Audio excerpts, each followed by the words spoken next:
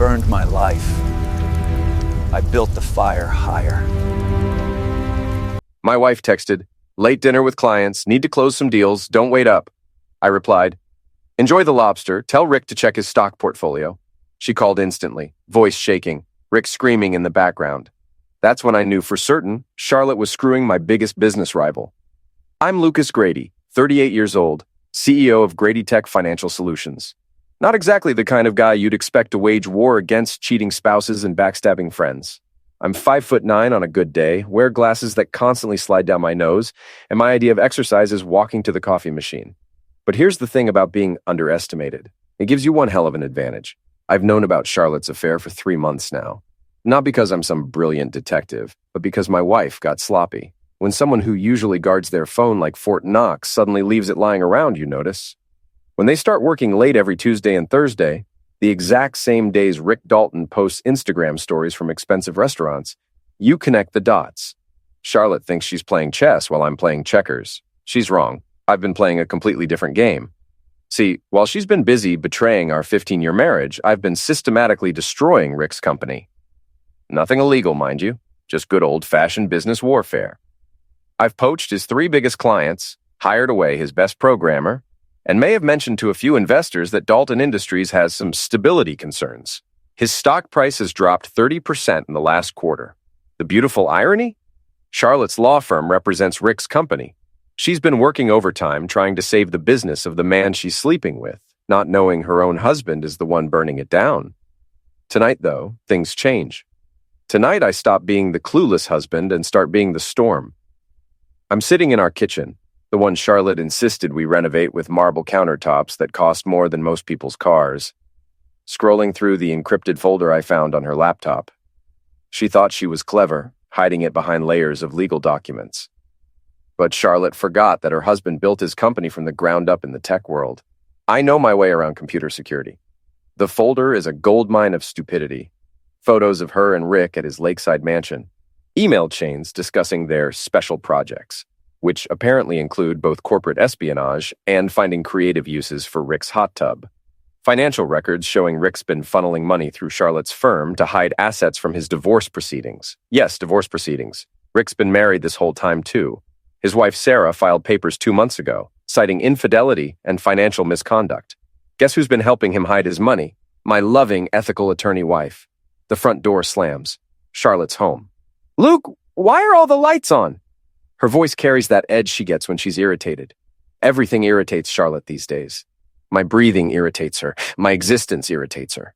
I close the laptop and lean back in my chair. Just catching up on some reading. How was dinner?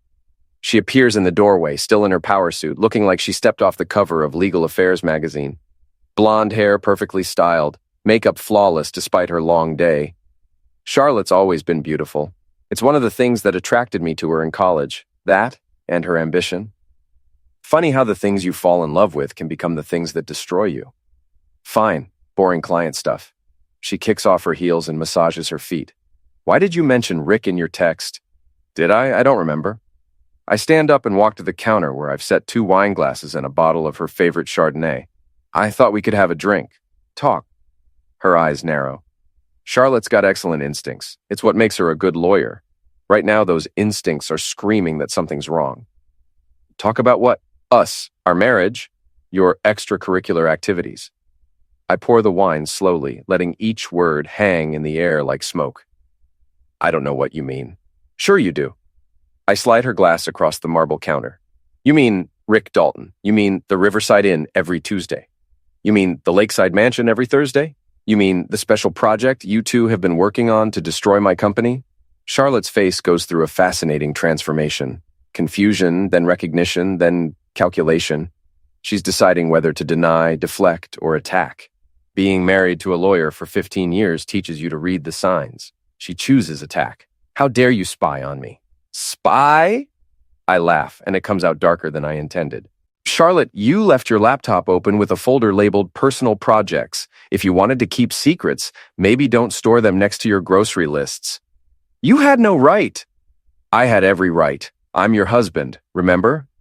The guy you promised to love, honor, and not screw over in business deals with your boyfriend? She picks up the wine glass and throws it at my head. I duck, and it shatters against the cabinet behind me. Red wine drips down the white paint like blood. There's the Charlotte I married, I say, grabbing a towel to clean up the mess. Always so elegant under pressure. You fool. Her voice is pure venom now. You have no idea what you've stumbled into. Oh, I think I do. You and Rick have been planning to destroy Grady Tech for months. The client poaching, the investor meetings, the regulatory complaints. That was all you two, wasn't it? Mixing business with pleasure. Charlotte's silence confirms everything. Here's what I find really fascinating, I continue, still cleaning wine off the cabinet. You've been so busy plotting my professional downfall that you never noticed yours happening. What are you talking about? I reach into my pocket and pull out her phone, the one she left in her car, the one I retrieved while she was inside changing clothes. You got a call 20 minutes ago from your managing partner. Seems someone sent him some very interesting photos and financial documents. The color drains from her face. You didn't. I did. Amazing what you can find in someone's personal files when they're stupid enough to use their work laptop for personal business. Corporate espionage, money laundering, ethics violations. You've been busy, Charlotte. She lunges for the phone, but I step back. Too late. I also sent copies to the State Bar Association and Rick's wife's divorce attorney and the IRS because those financial records raise some fascinating questions about unreported income. You son of a witch. She slaps me hard across the face. The sound echoes in our expensive kitchen like a gunshot. I touch my cheek and smile. Is that all you've got? Charlotte stares at me like she's seeing me for the first time. Maybe she is. The mild-mannered husband she's been manipulating for months is gone. In his place stands someone who's learned to fight dirty. You think you've won? She hisses. You have no idea what Rick is capable of. Rick? I laugh again. Rick's finished. His company's stock crashed this morning after 3 major clients terminated their contracts. Funny thing about business relationships. They're built on trust. Hard to trust someone when rumors start circulating about their stability. You've been sabotaging his business. For 3 months. While you two were playing house, I was playing hardball. Every late night you spent with him was another nail in his professional coffin. Charlotte grabs her purse from the counter. This isn't over, Luke. You're right. It's just getting started. She storms toward the door, then stops. What about Megan? What about our daughter? Our 17-year-old daughter? The one person in this mess who doesn't deserve any of it. Megan will be fine. She's smart enough to see through your BS. Always has been. I'll destroy you in court. With what lawyer? You just lost your job, and your boyfriend just lost his money. I walk to the window and watch her get into her BMW. Drive safe, Charlotte. The roads can be dangerous when you're emotional. She peels out of the driveway, leaving rubber marks on the asphalt. I pour myself a glass of wine from a new bottle and sit back down at the kitchen table. Phase 1 complete. Charlotte knows I'm not the pushover she married, but she's right about one thing. This isn't over. Rick Dalton is about to learn what happens when you mess with the wrong husband's wife and business. And my so-called friends who've been whispering behind my back, taking sides, spreading rumors about my paranoia regarding Charlotte's behavior. They're about to get a wake-up call, too. I open my laptop and start typing an email to my daughter, who's staying at her friend Jessica's house tonight. She needs to know what's coming. Megan's always been perceptive. She probably already suspects something's wrong. The house feels different now, quieter, like the calm before a storm. And I am definitely the storm. The next morning, I'm sitting in the Blue Heron, our town's favorite dive bar, nursing a coffee and waiting for my best friend Mike Thompson to show up. The Blue Heron is the kind of place where everyone knows everyone's business. And right now, I need to know exactly what people are saying about mine. Luke Grady, as I live and breathe.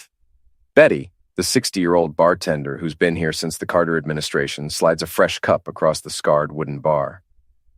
You look like hell, honey. Thanks, Betty. You always know just what to say. Heard there was some excitement at your place last night. Charlotte came screeching out of Maple Street like her hair was on fire. Small towns. Can't sneeze without someone offering you a tissue and asking about your allergies. Just a little domestic disagreement. Betty's been tending bar long enough to recognize BS when she hears it. Well, for what it's worth, that husband of yours has been coming in here every Thursday for the past month, drinking whiskey and complaining about his wife. I nearly choke on my coffee. Husband? Rick Dalton, isn't he your husband? Tall, dark hair, drives that ridiculous red Porsche? Rick Dalton is not my husband, Betty. He's the man who's been sleeping with my wife. Betty's eyes go wide. Oh, crap. Oh, honey, I'm sorry. I just assumed. He talks about Charlotte like she's his wife, always going on about her cases, her career, how proud he is of her. What else does he say? Betty glances around the empty bar, then leans in conspiratorially. He says you're some kind of computer nerd who doesn't appreciate what he's got. Says Charlotte deserves better than a man who spends all his time staring at screens. Interesting perspective. He also says you're paranoid, thinks everyone's out to get you, says Charlotte's worried about your mental health. The coffee turns bitter in my mouth. They've been building a narrative. Poor Charlotte, trapped with her unstable, paranoid husband. Rick, the successful businessman who truly understands her. It's actually pretty clever. The door chimes and Mike Thompson walks in, looking like he'd rather be anywhere else. Mike and I have been friends since high school. He was my best man, I was his. Our kids grew up together. If there's anyone I should be able to count on, it's Mike. But the expression on his face tells me I'm about to be disappointed. Luke. He sits down heavily on the stool next to me. We need to talk. That's why I called you. Betty, sensing drama, suddenly finds urgent business at the other end of the bar. Mike orders a beer even though it's 9 a.m. Bad sign. I heard about last night, about you and Charlotte. What exactly did you hear? That you went through her personal files, that you've been stalking her, that you threatened her and Rick. I set down my coffee cup carefully. And you believe that? I don't know what to believe anymore, Luke. You've been acting strange for months. Paranoid, angry, making accusations about Charlotte that frankly sound crazy. What accusations? Come on, man, you've been telling everyone who'll listen that she's having an affair, that she's plotting against your business, that Rick Dalton is out to get you. It sounds like conspiracy theory BS. It sounds like that because it's designed to sound like that. I pull out my phone and show him one of the photos from Charlotte's folder. Charlotte and Rick on a boat, his arm around her waist, her lips on his cheek. Does this look like conspiracy theory BS to you? Mike stares at the photo for a long moment. Jesus. There are dozens more, plus financial records, email chains, hotel receipts. Charlotte's been screwing Rick Dalton for months, and they've been working together to destroy my company. Why didn't you show me this before? Because I needed to be sure, and because I needed to handle it my way. Mike hands back the phone. What did you do, Luke? I tell him everything. The business sabotage, the evidence I sent to Charlotte's firm, the regulatory complaints, the client poaching. Mike's face gets paler with each detail. You destroyed Rick's company? I defended mine. And Charlotte's career? She destroyed her own career the minute she decided to mix business with infidelity. Mike finishes his beer in one long gulp. This is insane, Luke. This whole situation is insane. What's insane is that my wife has been lying to me for months while planning to ruin everything I've built. What's insane is that my best friend seems more concerned about her feelings than mine. I'm concerned about everyone's feelings. Charlotte's a wreck. She called Sarah last night, crying, saying you've lost your mind, that you've been spying on her, making threats, destroying innocent people's lives.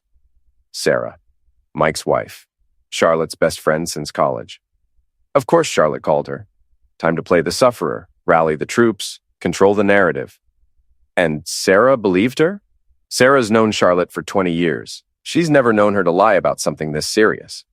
She's never known Charlotte to cheat on her husband either, but here we are. Mike stands up and throws money on the bar. I think you need help, Luke. Professional help. This obsession with Charlotte and Rick isn't healthy.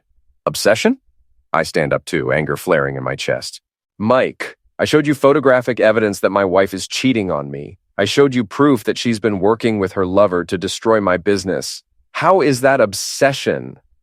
Because you've been planning this revenge for months. You've been systematically destroying people's lives. That's not normal behavior, Luke. That's the behavior of someone who's having a breakdown.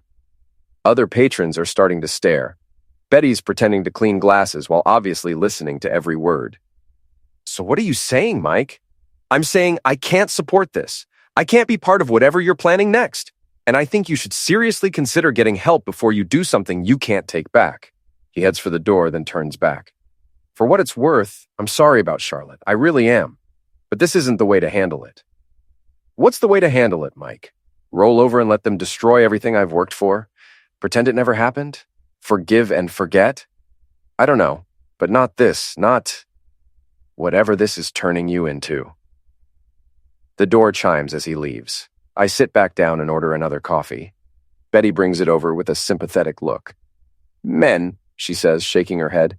Can't live with them, can't shoot them. Betty, can I ask you something? Shoot. If your husband was cheating on you and you had proof, what would you do? She considers this seriously. Honey, my first husband cheated on me with my sister. You know what I did? What? I took pictures, got a good lawyer, took him for everything he was worth in the divorce. Then I married his brother. She grins. Best revenge is living well, they say. But sometimes the best revenge is just good old-fashioned revenge. My phone buzzes with a text message. Unknown number. We need to talk. Meet me at the office. Come alone. R. Rick Dalton wants a face-to-face meeting. This should be interesting. I finish my coffee and leave Betty a generous tip. Thanks for the advice. Anytime, honey. And Luke, whatever you're planning, be careful. Men like Rick Dalton don't go down easy. Neither do men like me, Betty. Neither do men like me. Rick Dalton's office building is everything mine isn't. Glass and steel reaching toward the sky, marble lobby with abstract art that costs more than most people's houses, security guards who look like they bench press small cars for fun. It's designed to intimidate, to make visitors feel small and insignificant. Too bad for Rick that I stopped feeling small last night. The elevator ride to the 42nd floor gives me time to think. Rick wants to meet face to face, which means he's either planning to negotiate or planning to threaten. Given what I know about his personality, arrogant, narcissistic, used to getting his way, I'm betting on threats. The elevator opens directly into Dalton Industries' reception area. More marble, more abstract art, more intimidation tactics. The receptionist, a young woman with perfect teeth and a practiced smile, looks up as I approach. Mr. Grady, Mr. Dalton is waiting for you in his office. She leads me down a hallway lined with awards and newspaper articles celebrating Rick's business acumen. Entrepreneur of the Year, 40 under 40, visionary leader. I wonder if they'll want those back when the fraud charges hit. Rick's office is exactly what you'd expect from a man compensating for deep-seated insecurities. Floor-to-ceiling windows overlooking the city. A desk the size of a small aircraft carrier. Leather furniture that probably costs more than most people's cars. Rick himself is standing with his back to me, looking out at the view like some kind of corporate philosopher. Luke. He turns around and I get my first good look at the man who's been screwing my wife. He's tall, probably 6'2", with the kind of dark hair that's definitely helped along by expensive products. Handsome in that generic corporate executive way, wearing a suit that costs more than I make in a week. Rick. I take a seat in one of his intimidating leather chairs without being invited. Nice office, very compensatory. His jaw tightens. We need to discuss this situation like civilized adults. Which situation? The one where you've been screwing my wife, or the one where you two have been trying to destroy my company? Both. He sits down behind his massive desk, trying to use it as a psychological barrier. What you've done to my business is criminal. I could have you arrested. For what? Competition? Last I checked, that was still legal in America. For corporate sabotage, for industrial espionage, for deliberately spreading false information to damage my reputation. I lean back in the chair and smile. Prove it. Rick's face flushes red. He's used to intimidating people, used to being the alpha dog in every room. Having someone refuse to be impressed by his power play is clearly frustrating.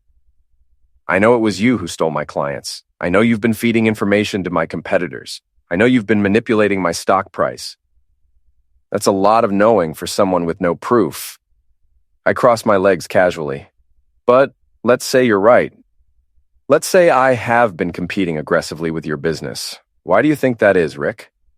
Because you're a petty, vindictive little man who can't handle real competition. Or because I discovered that my wife's lover was planning to destroy everything I've built, and I decided to strike first. We stare at each other across his ridiculous desk. Rick's trying to project power and control, but I can see the fear in his eyes. His carefully constructed world is crumbling, and he doesn't know how to stop it. Charlotte told me about your episode last night, he says, changing tactics. The paranoid accusations, the violent behavior. She's genuinely concerned about your mental health. Violent behavior? I laugh. Rick, If I were violent, we wouldn't be having this conversation. You'd be in a hospital bed wondering why your kneecaps were facing the wrong direction. Is that a threat? It's a clarification. I'm not a violent man, Rick. I'm something much worse. I'm a smart man who's been pushed too far. Rick stands up and walks to his window again. What do you want? I want you to stay away from my wife. That's between Charlotte and me. No, it's between you and me.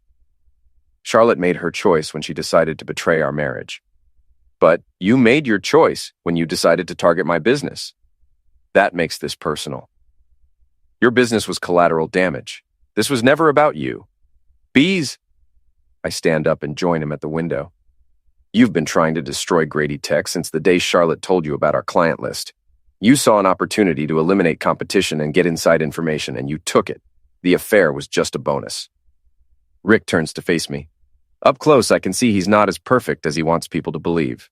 There are lines around his eyes, gray in his hair he's trying to hide, a softness around his middle that expensive suits can't completely disguise. He's a middle-aged man desperately trying to recapture his youth, and my wife was his midlife crisis. Charlotte loves me, he says quietly.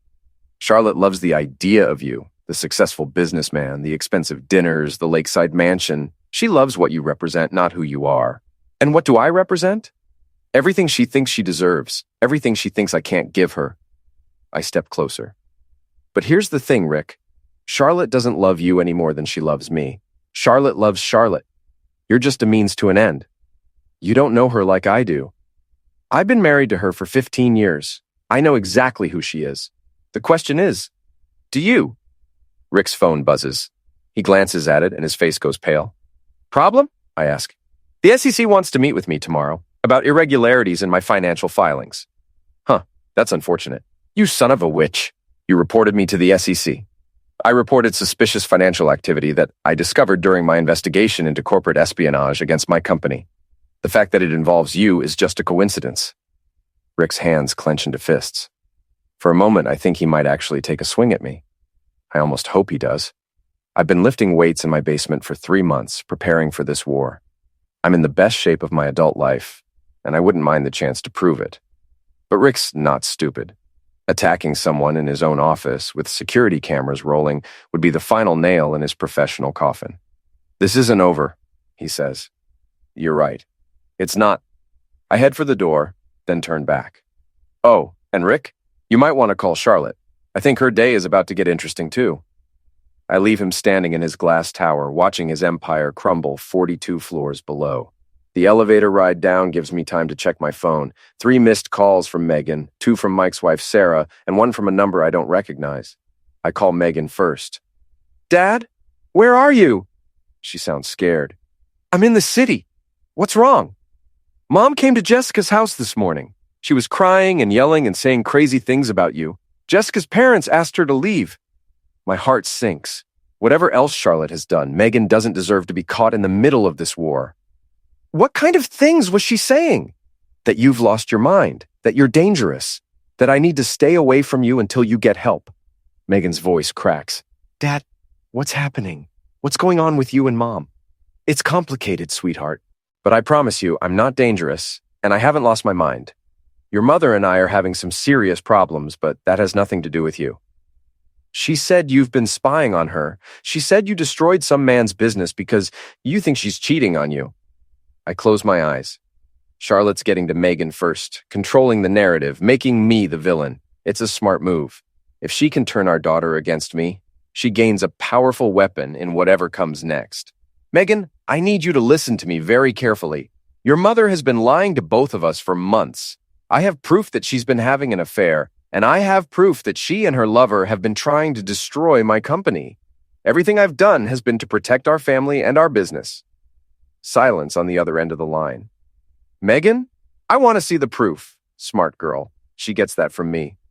Come home tonight. I'll show you everything. But Megan, you need to understand that what you're going to see will change how you think about your mother. Are you sure you want to know the truth? I'm 17, Dad. I'm not a little kid anymore. If my family is falling apart, I deserve to know why. Okay, come home after school. We'll talk. Dad, are you going to be okay? I'm going to be fine, sweetheart. Better than fine, I promise. I hang up and immediately call the unknown number that left a voicemail. Mr. Grady, this is Detective Ray Landis with the police department. I need to speak with you as soon as possible about a complaint that's been filed against you. Perfect. Charlotte's not just playing the sufferer card with friends and family. She's involving the police. The war is escalating, and I'm about to find out just how far my loving wife is willing to go to destroy me. Detective Ray Landis looks exactly like Central Casting would order for small-town cop approaching retirement. Gray hair, weathered face, coffee stains on his shirt, and eyes that have seen enough BS to power a small city. He's sitting across from me in interview room B at the police station, a manila folder open between us. Mr. Grady, I've got to ask you some questions about your wife's complaint. What exactly is she claiming? Landis flips through the papers in his folder. Stalking, maltreatment, threats of violence, destruction of property, computer crimes, and something called economic terrorism. He looks up at me. That last one's not actually a crime, but your wife seems to think it should be. Economic terrorism? According to Mrs. Grady, you've been systematically destroying the business of one Richard Dalton through illegal means. Corporate sabotage, she calls it. I lean back in my chair. Detective, are you familiar with the concept of business competition? I am. Then you know that competing with other companies isn't illegal. Winning clients isn't illegal. Offering better services at lower prices isn't illegal. No, but computer hacking is. Breaking into someone's personal files is. Spreading false information to damage someone's reputation is. Did Charlotte provide any evidence that I've done any of those things? Landis closes the folder. That's what I'm trying to figure out. See, your wife came in here this morning with a lot of accusations, but not much proof. She says you've been spying on her, going through her personal files, threatening her and Mr. Dalton. But when I asked for specifics, dates, times, witnesses, physical evidence, she got pretty vague. What did she tell you about her relationship with Rick Dalton?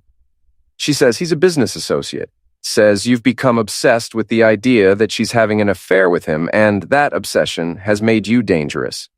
I pull out my phone and show Landis the same photo I showed Mike this morning. Does this look like a business relationship to you, Detective?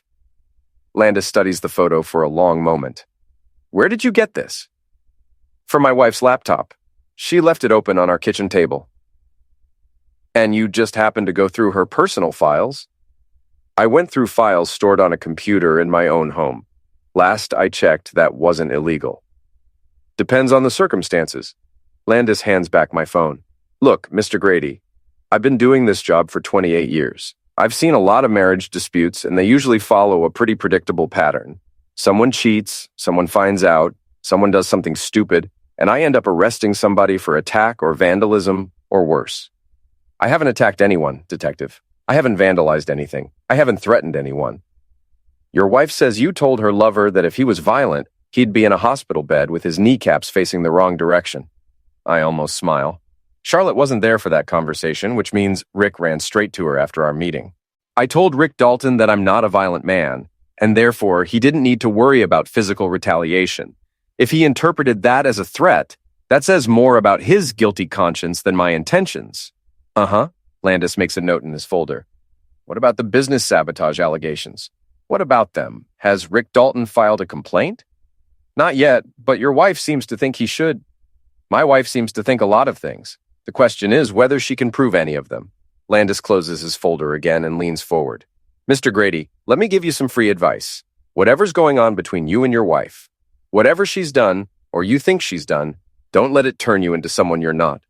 I've seen too many good men destroy their lives over cheating wives. What makes you think I'm a good man, Detective? Your reputation. I asked around after your wife left this morning. Everyone I talk to says you're a straight shooter, honest businessman, good father, pays your taxes, never been in trouble. But they also say you've been acting strange lately. Paranoid, angry, obsessed with conspiracy theories. It's not paranoia if they're actually out to get you. Maybe not, but it's also not paranoia that's got me worried. What do you mean? Landis reopens his folder and pulls out a different set of papers. I mean the 3 complaints filed against Rick Dalton's company in the past month. All anonymous. All alleging financial irregularities, safety violations, and ethical misconduct. All filed by someone who clearly knows the regulatory system very well. Interesting. I also mean the sudden departure of 3 major clients from Dalton Industries. all of whom happened to receive very detailed information about Mr. Dalton's personal life and business practices from an anonymous source. Sounds like Rick has made some enemies. Or one very smart, very determined enemy who knows how to work the system. Landis stares at me across the table. The kind of enemy who might be a successful CEO with 15 years of experience navigating corporate regulations and business relationships. We look at each other in silence for a moment. Landis knows exactly what I've been doing, but he can't prove it. And more importantly, he can't arrest me for it. Am I under arrest, detective? No. Am I free to go? You are, but Mr. Grady, I want you to understand something. Your wife may be a cheater, and her boyfriend may be a dirtbag, but if you cross the line from legal competition to illegal maltreatment, I will arrest you. If you threaten anyone, if you damage anyone's property, if you do anything that puts anyone in danger, you'll be in a cell faster than you can say economic terrorism. Understood. I stand up to leave, then turn back. Detective, can I ask you a question? Shoot. If someone was systematically trying to destroy your business and your marriage, what would you do? Landis considers this. I'd hire a good lawyer and a good private investigator. I'd document everything. I'd build a case, and then I'd let the system handle it. And if the system didn't handle it, if the people trying to destroy you were too smart, too connected, too careful to get caught by the system, then I'd remember that revenge is a dish best served cold, and I'd find a way to make sure they got exactly what they deserved within the bounds of the law. That's very philosophical, detective. It's very practical, Mr. Grady. The law's got a long reach and a good memory. Sometimes it takes time, but it usually gets there in the end. I shake his hand. Thanks for the advice. Don't thank me yet. Thank me when this is all over and you're not in prison. Walking out of the police station, I feel oddly energized. Charlotte's opening move was to paint me as an unstable, dangerous man who needs to be stopped. But Landis saw through it. He knows I'm not the villain in this story, even if he can't officially take sides. My phone rings as I'm getting into my car. It's Sarah, Mike's wife. Luke, we need to talk. About what? About Charlotte. About what you're doing to her. About what this is doing to all of us. All of us. Our friend group, Luke, our community. You're tearing apart relationships that go back decades. I'm not tearing apart anything, Sarah. I'm just refusing to pretend that everything's fine when it's not. Meet me at the coffee shop on Main Street, 1 hour. She hangs up before I can respond. The friend group. I'd almost forgotten about them. Mike and Sarah, Tom and Jennifer, David and Lisa. The 3 couples who've been our social circle since our kids were in elementary school. The people who've shared holidays and vacations and backyard barbecues for over a decade.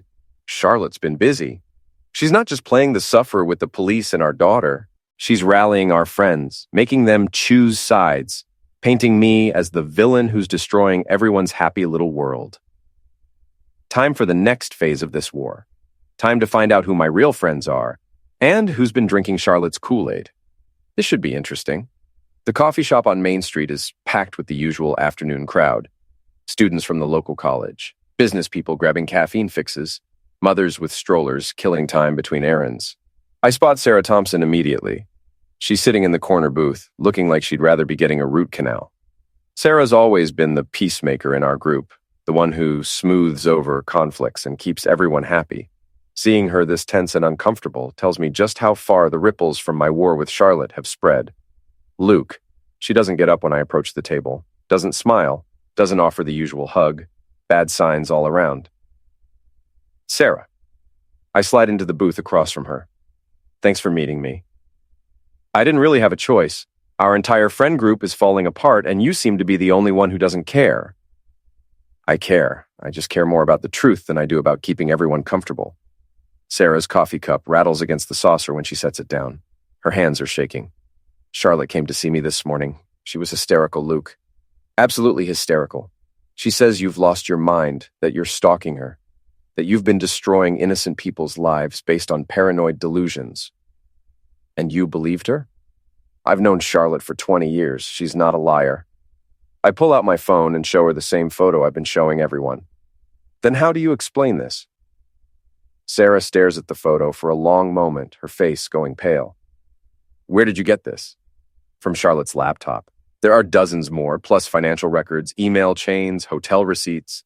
Your best friend has been cheating on me for months while helping her lover destroy my business. This could be photoshopped. These could be fake. Sarah, look at the metadata, look at the date stamps, look at the location tags. This is real. She pushes the phone back across the table. Even if it is real, even if Charlotte made a mistake, what you're doing is wrong. You've destroyed that man's business. You've ruined Charlotte's career. You've involved the police, for God's sake. Charlotte destroyed her own career when she decided to mix business with infidelity. Rick Dalton destroyed his own business when he decided to target mine. I just refuse to be their sufferer. You're scaring people, Luke. You're scaring all of us. Good. Maybe if you're scared, you'll start asking the right questions instead of just accepting Charlotte's version of events. Sarah leans forward, her voice dropping to a whisper. Tom and Jennifer are talking about getting a restraining order against you. They're afraid you might target them next. Target them for what? What have they done? They've been supportive of Charlotte during her difficult time. They've been good friends to her. They've been taking sides without knowing the facts. The facts according to you, your version of events, your interpretation of evidence that could be manipulated or taken out of context. I lean back in the booth, studying Sarah's face. She's genuinely scared, but not of me. She's scared of what my situation means for her own marriage, her own life. If Charlotte can cheat and lie and manipulate for months without anyone noticing, what does that say about the security of their own relationships? Sarah, let me ask you something. In 20 years of friendship with Charlotte, has she ever lied to you about anything important? No. Has she ever manipulated a situation to get what she wanted? That's just being strategic. Has she ever badmouthed me behind my back? Complained about our marriage, made comments about what she deserves or what I can't give her? Sarah's silence is answer enough. She has, hasn't she? She's been laying the groundwork for this for years. Poor Charlotte, stuck with boring Luke. Poor Charlotte, married to a man who doesn't appreciate her. Poor Charlotte, wasting her life with someone who can't give her the lifestyle she deserves. She didn't mean, she meant every word. And when Rick Dalton came along with his lakeside mansion and his expensive dinners and his promises of a better life, she saw her chance to upgrade. Even if that's true, what you're doing is wrong. Revenge isn't the answer. What is the answer, Sarah? Forgiveness? Understanding? Should I just accept that my wife has been betraying me and trying to destroy everything I've built? Should I smile and wish them well? You should get a divorce. You should handle this through the courts, like a civilized person. With what evidence? Charlotte's a lawyer, Sarah. She knows how to cover her tracks. She knows how to make herself look like the sufferer and me look like the villain. She's already started. She's got you convinced that I'm the problem, doesn't she? Sarah doesn't answer, but she doesn't need to. Her body language says everything. Here's what's going to happen, I continue. Charlotte's going to keep playing the sufferer. She's going to keep telling everyone that I've lost my mind, that I'm dangerous, that she's afraid for her safety. She's going to turn our entire social circle against me, one friend at a time. And you're all going to let her do it because it's easier than facing the truth. What truth? That you never really knew her. That the woman you've been friends with for 20 years is capable of lying, cheating, and manipulating without a second thought. That if she can do it to me, she can do it to any of you. Sarah stands up abruptly. I can't do this, Luke. I can't be part of this. Whatever this is. This is called accountability, Sarah. This is what happens when actions have consequences. This is what happens when good people turn into something ugly. She grabs her purse and jacket. Mike's right. You need help, professional help, before you do something that destroys more than just your marriage. Mike said that. Mike's worried about you. We all are. The Luke we knew wouldn't do these things, wouldn't hurt people like this. The Luke you knew was being played for a fool by his wife and ignored by his friends. Maybe you never knew me at all. Sarah walks away without another word, leaving me alone in the coffee shop with my cold coffee and my growing list of former friends. My phone buzzes with a text message from an unknown number. Your wife is at the Riverside Inn, room 237. Thought you should know. A friend. I stare at the message for a long moment. Someone's feeding me information about Charlotte's whereabouts. Someone who wants me to know exactly where she is and what she's doing. The Riverside Inn is where Charlotte and Rick have been meeting every Tuesday for their romantic dinners. If she's there now, on a Thursday afternoon, it means she's either meeting Rick or she's moved in temporarily.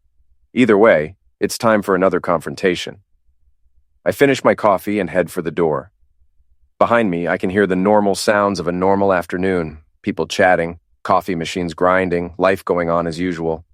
But my life stopped being usual the moment I discovered my wife's betrayal. Now it's time to finish what Charlotte started.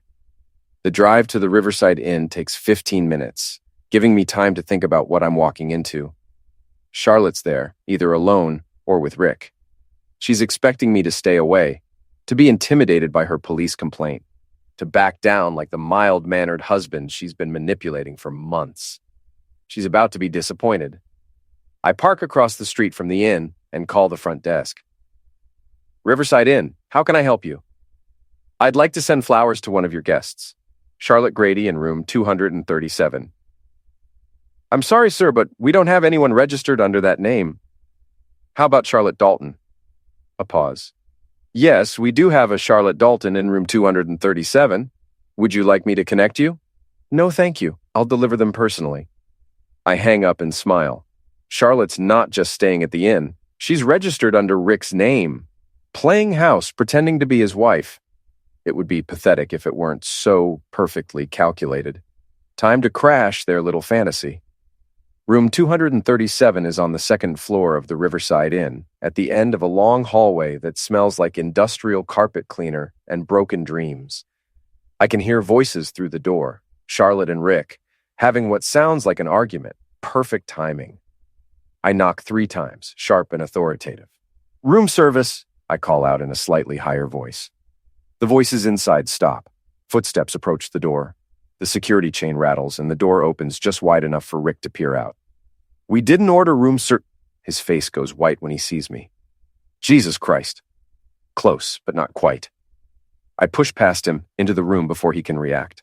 The scene inside is exactly what I expected.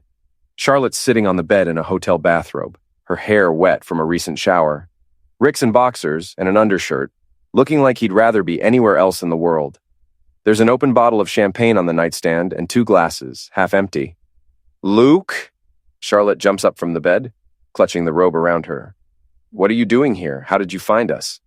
I'm a resourceful guy. You should know that by now. Rick positions himself between me and Charlotte, trying to look protective and intimidating. It might work better if he wasn't standing there in his underwear. You need to leave, he says, now, before I call security. Go ahead, call them. I'd love to explain to hotel security why my wife is registered under another man's name, drinking champagne in his room while she's supposed to be at work. We're not doing anything wrong, Charlotte says, but her voice lacks conviction. Really? Because from where I'm standing, it looks like you're playing house with your boyfriend while your husband deals with police complaints and your daughter wonders why her mother has lost her mind. I haven't lost my mind. You're the one who's been acting crazy. I walk to the window and look out at the parking lot below. Crazy. That's an interesting word choice, Charlotte. Is that the story you're sticking with? Poor, unstable Luke, driven mad by paranoid delusions about his faithful wife? It's not a story. It's the truth. I turn back to face them. The truth is that you've been cheating on me for months. The truth is that you and Rick have been working together to destroy my company. The truth is that you've been lying to everyone, me, Megan, our friends, your colleagues, while planning to steal everything I've worked for. The truth is that you're not a sufferer, Charlotte. You're a predator, and you picked the wrong prey. Rick steps forward, his hands clenched into fists. That's enough. You've said what you came to say. Now get out. Or what? You'll fight me? Here? In front of Charlotte? I smile coldly. Go ahead, Rick. Show her what kind of man she's trading up for. Show her how you handle conflict when you can't hide behind lawyers and corporate security. Luke, please. Charlotte's voice is smaller now, less confident. Just go. We can work this out through our attorneys. Work what out? The divorce? The division of assets? The custody arrangement? I laugh. Charlotte, there's nothing to work out. You made your choice. You chose Rick. You chose his money. You chose what you thought would be a better life. The only problem is that Rick doesn't have money anymore. Rick doesn't have a business anymore. Rick doesn't have anything to offer you except a hotel room and a bottle of cheap champagne. Rick's face flushes red. My business problems are temporary. They're caused by your illegal sabotage, and when I prove that in court, you won't prove anything in court because I didn't do anything illegal.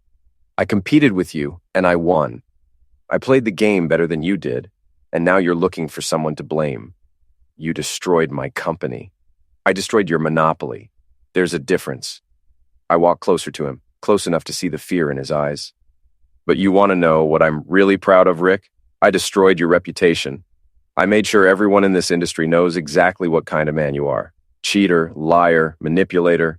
Even if you rebuild your business, you'll never rebuild your credibility. You son of a witch! Rick swings at me, a wild, desperate punch that I see coming from a mile away. I step aside and let his momentum carry him past me. He stumbles and falls against the nightstand, knocking over the champagne bottle. Glass shatters on the floor, and the champagne spreads across the carpet like a golden stain. Rick. Charlotte rushes to help him up, but he pushes her away. This is your fault, he snarls at her.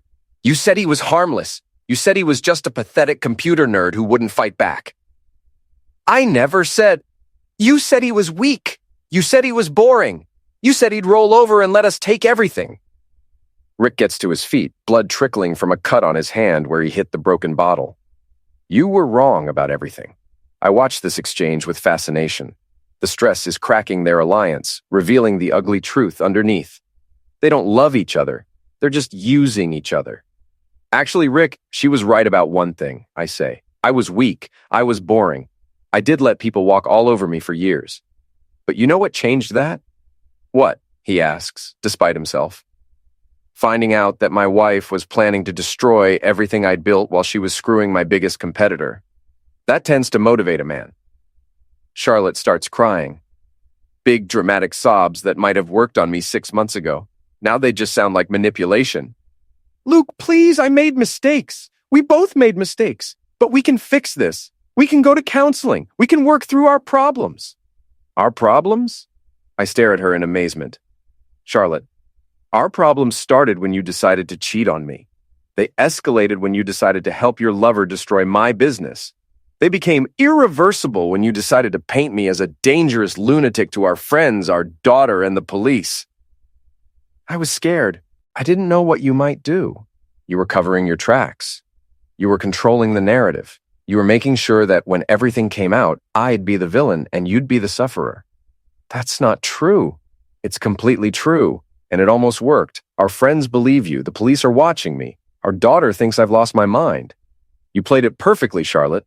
The only problem is that I played it better. Rick wipes blood from his hand with a hotel towel. What do you want, Luke? Money? An apology? What will it take for you to leave us alone? I want you to understand something, both of you.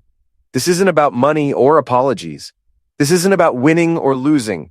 This is about consequences. What consequences? Charlotte asks. The consequences of betrayal, the consequences of lying, the consequences of thinking you could destroy someone's life without them fighting back. I walk to the door, then turn back. You wanted to know what I'm capable of when I'm pushed too far. Now you know. Is that a threat? Rick asks. It's a promise. You started this war when you decided to target my business and seduce my wife. I'm going to finish it. I open the door and step into the hallway. Luke, wait. Charlotte follows me, still clutching her bathrobe. What about Megan? What about our daughter?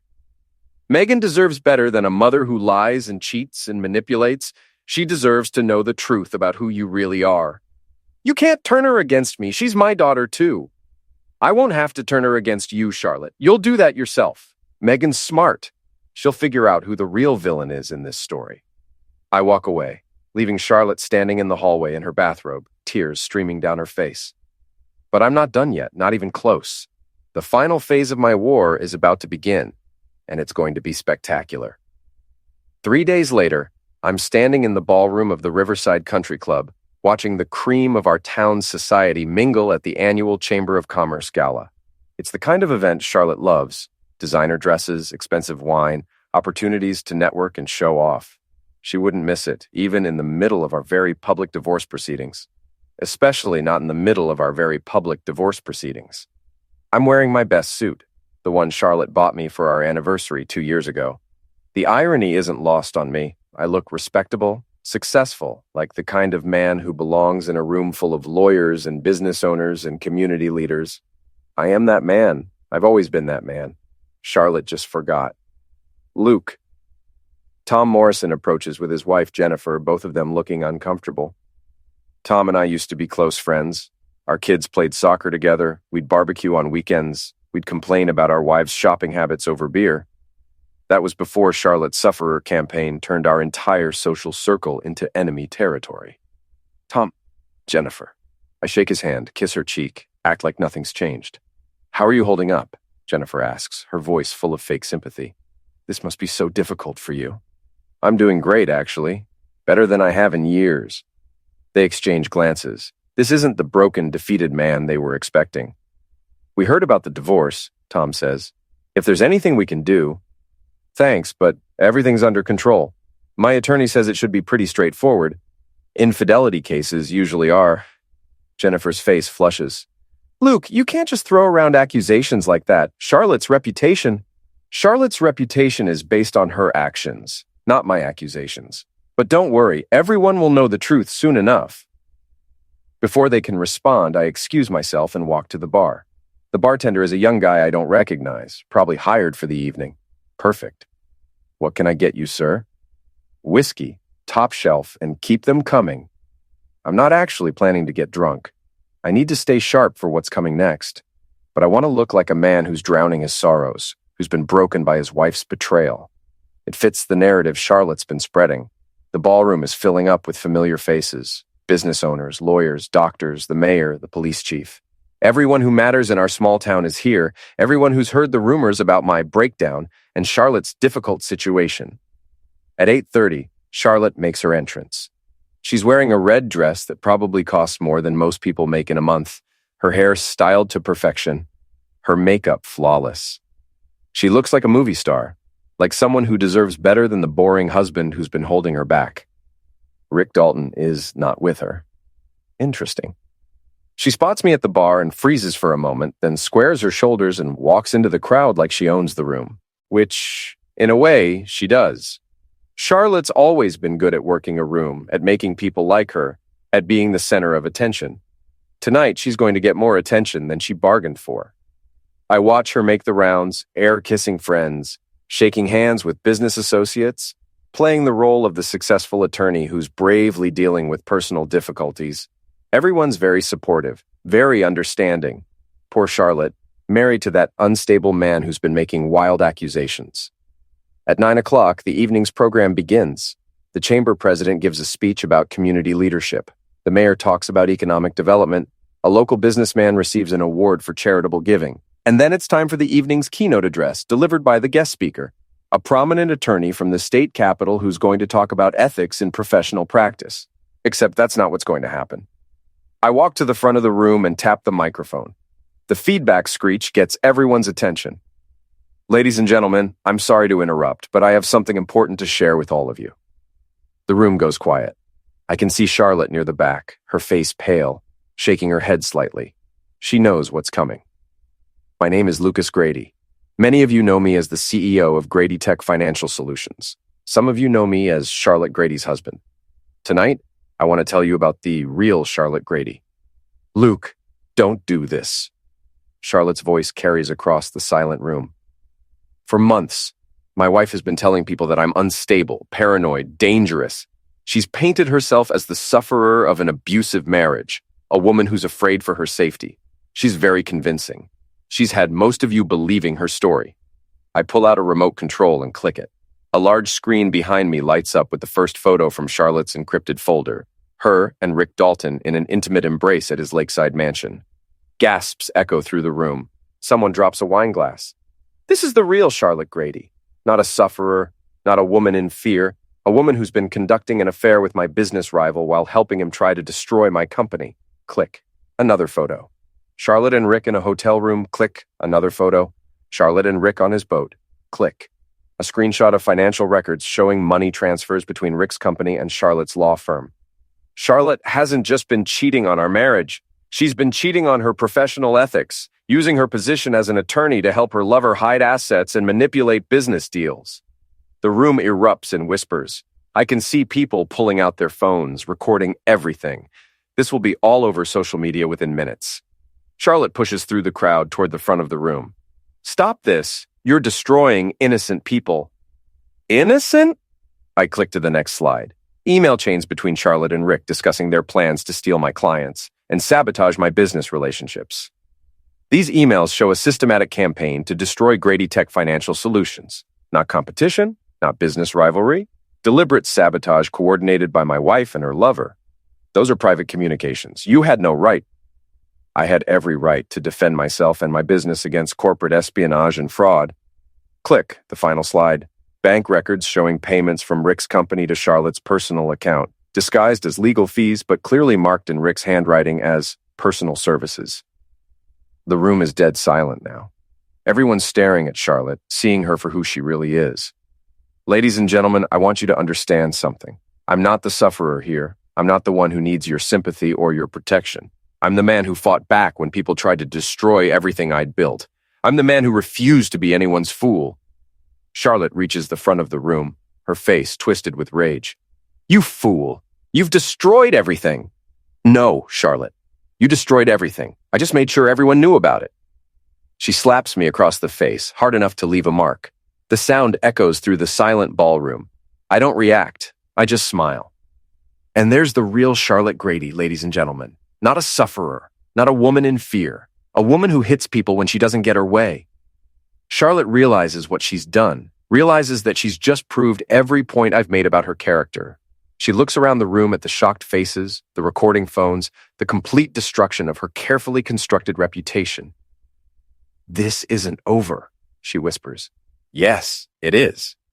I walk past her toward the exit, then turn back to address the room one final time. Oh, and if anyone's wondering about Rick Dalton, he's currently in federal custody, arrested this afternoon on charges of securities fraud and money laundering. Turns out the SEC investigation I triggered found some very interesting irregularities in his business practices. I leave Charlotte standing alone in front of 300 people who now know exactly who she is and what she's done. Outside, I get in my car and drive home to the house where my daughter is waiting for me. Megan saw the photos I showed her 3 days ago. She knows the truth about her mother now. It hurt her, but she's strong. She'll be okay. Better than okay. She'll never let anyone manipulate her the way Charlotte tried to manipulate everyone else. I park in my driveway and look at the house Charlotte and I bought when we were young and stupid and thought we'd be happy forever. Tomorrow, it goes on the market. I'm moving to a smaller place across town, starting fresh, building a new life. My phone rings. It's Detective Landis.